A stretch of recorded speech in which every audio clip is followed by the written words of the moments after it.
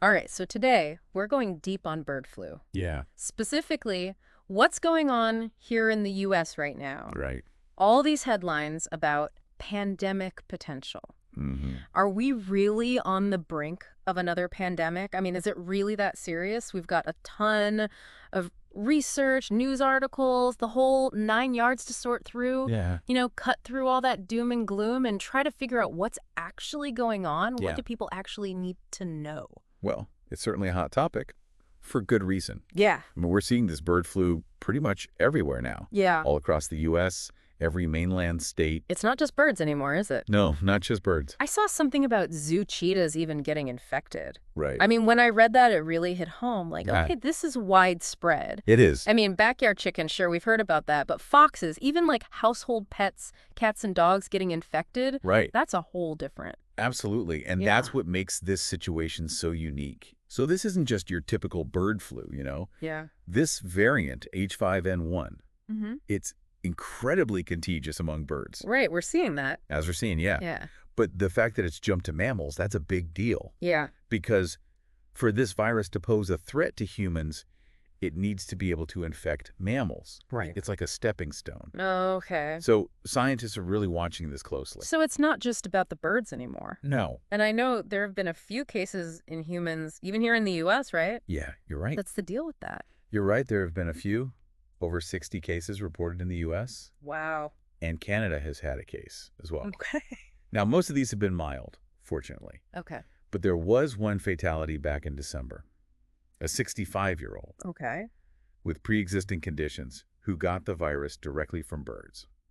Hold on, you said pre-existing conditions. Yeah. What kind of conditions would make someone more likely to have, serious problems from bird flu? That's a good question. Yeah. Typically, we see respiratory conditions, Mm-hmm. things like asthma or COPD, Okay. also compromised immune systems. Mm-hmm. Those conditions can make it harder for the body to fight off the virus. So they get sicker. Exactly. Yeah, that makes sense. Yeah. And I can't help but think back to those scary headlines. Yeah. One mutation away. Yeah. Like, oh my God, that sent chills down my spine. It's definitely grabbed people's attention, that phrase. Oh, it's terrifying. Is it really all it takes? Like Right. one tiny mutation and bam, pandemic. Well, we need to understand what that statement actually means, right? Okay. So the research that sparked those headlines Mm-hmm. found that the virus is one mutation away from being able to attach to receptors Okay. in human lungs. Right. So it's kind of like finding the right key for a lock, Okay, so it can latch onto the cells in our lungs, Right. but that doesn't automatically mean that it can, like, break in and Right, yeah. cause all this havoc, right? Yeah. What else does it need to be able to do? Exactly. Just because a key fits doesn't mean it can unlock the door. Right. So for this virus to actually infect humans Yeah. and then spread easily from person to person, Right. it needs more mutations, more changes. Okay. And these mutations would let it not only enter human cells, Okay. but also copy itself, replicate effectively inside those cells. So it's not a guaranteed pandemic just yet. Not just yet, no, but we are seeing it evolve. Okay. That's a little bit of a relief, I guess. Yeah. So it doesn't sound like we're all doomed tomorrow, Well, no, but it's clearly a serious situation. it is. And I'm guessing governments are taking it pretty seriously. Oh, absolutely. I mean, they're working on a vaccine or something, right? Yeah, the U.S. government has been investing heavily in bird flu vaccine development. Yep. We're talking serious money, Yeah. An initial investment of $176 million last July, Wow. and then another $590 million more recently. Okay. And other countries are taking action too, the EU, UK, Norway. They're all putting in orders for millions of doses. Wow, that's a lot of vaccine. It is. But I'm guessing it's not as simple as just having it ready to go, right? Right. It's not that simple. Yeah. Even with existing vaccines, they need to be adjusted Okay. to target the specific strain that's circulating right now. Right. And that takes time. Yeah. And remember that one mutation away thing? Oh, yeah. Well, those mutations can affect how effective the vaccine is. Right. Right. It's kind of a moving target. So even if we do have a vaccine ready to go, it's not a quick fix. It's not an instant fix, no.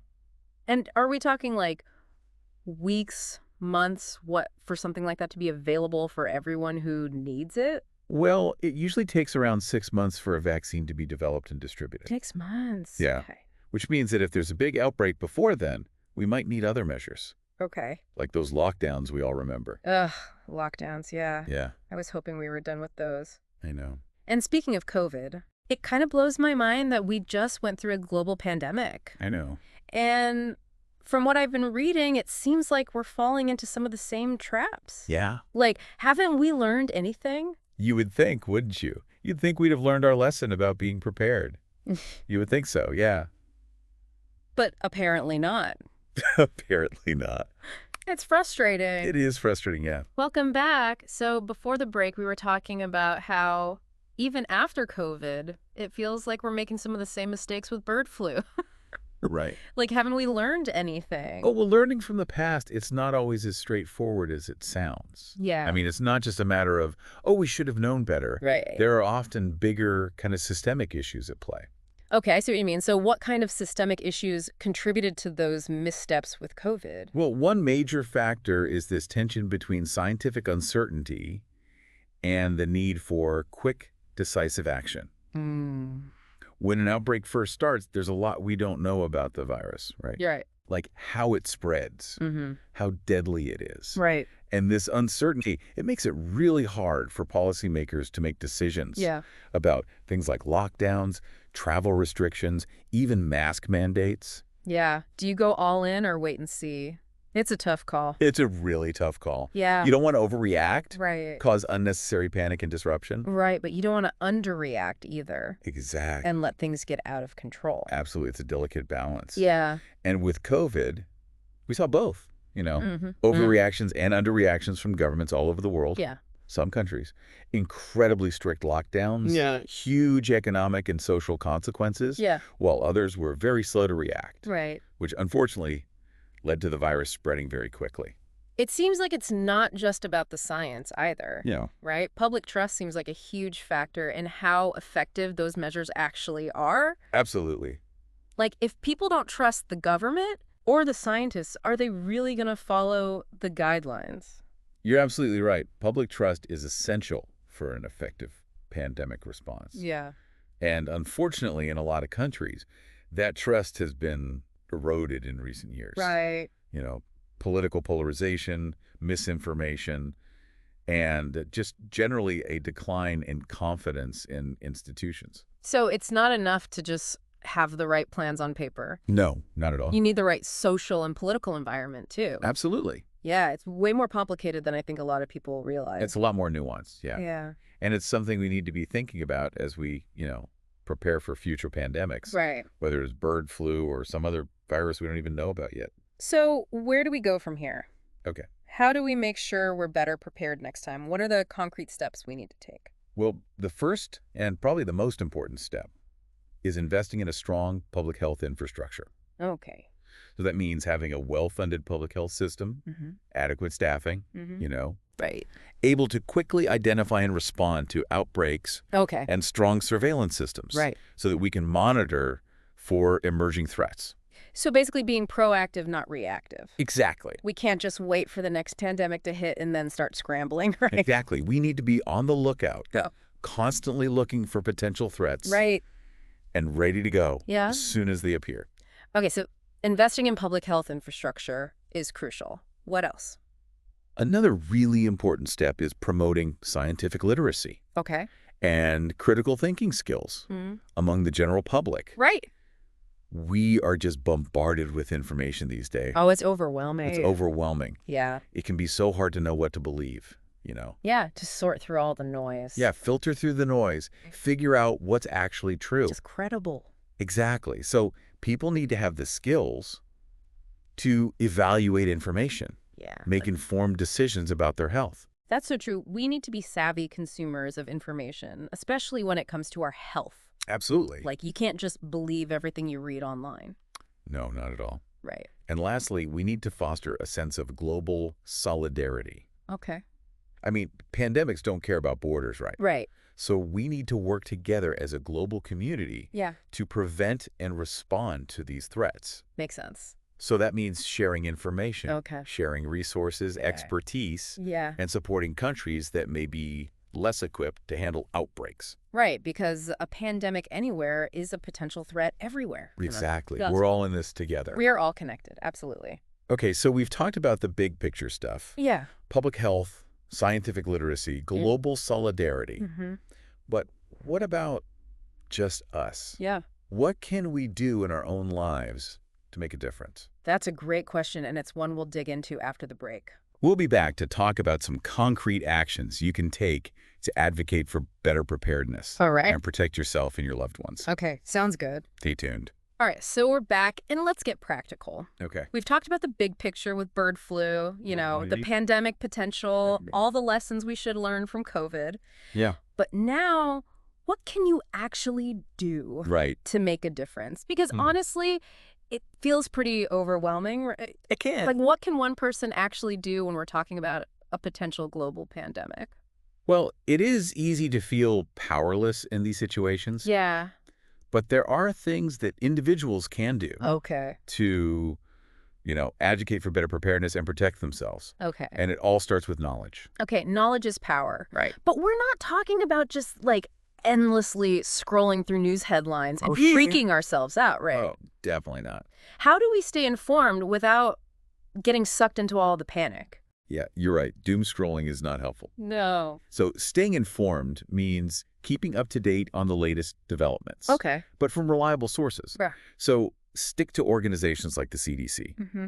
the World Health Organization, Right. well-respected scientific journals. Okay. Those sensationalized headlines, social media posts, Yeah. take those with a grain of salt. Right.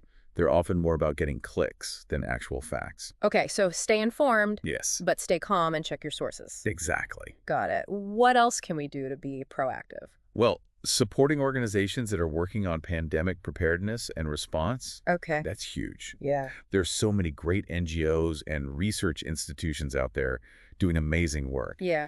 and they often rely on public donations. Right. So putting your money where your mouth is can really make a difference. Absolutely. But what about on a more personal level? Okay. Are there things that we can do right now to protect ourselves and our families? You might be surprised to hear this, Okay. but those basic hygiene practices we all learned as kids, Yeah. they're still incredibly effective. Right. Frequent hand washing, covering your coughs and sneezes, Okay. those simple habits can go a long way in preventing the spread of viruses. So the good old-fashioned stuff still works. It's amazing how effective it can be. Who knew? And it's flu season. Right. So if you haven't already, get your flu shot. Yeah.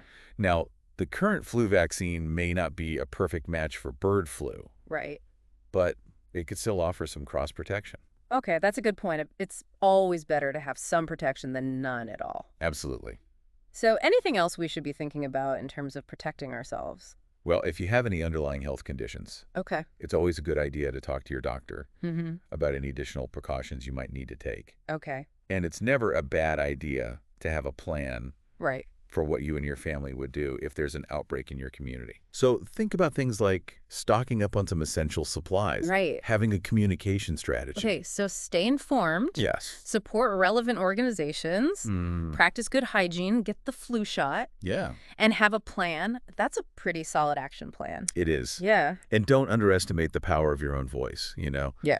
Contact your elected officials. Okay. Urge them to prioritize funding and policies that support pandemic preparedness. Right. Let them know that this is an issue that matters to you. Our voices can make a difference. Absolutely. I mean, we've seen what happens when we're not prepared, we have. and we don't want to repeat those mistakes. We don't. No. It's time to be proactive, not reactive. Yeah. To learn from the past and Mhm. work together Yeah. to create a safer future. I think we've given everyone a lot to think about today. I hope so. The bird flu situation, it's serious. It is. But it's not an immediate pandemic. Right. But this virus is evolving, It is. and we need to be prepared. So that means staying informed, Yeah. supporting those organizations on the front lines, practicing good hygiene, and speaking up to advocate for better preparedness policies. Right. But I think most importantly, Yep. it means understanding that we all have a role to play in this. We do. So thanks for joining us for this deep dive into bird flu. And remember, knowledge is power. Stay curious, stay informed, and stay engaged.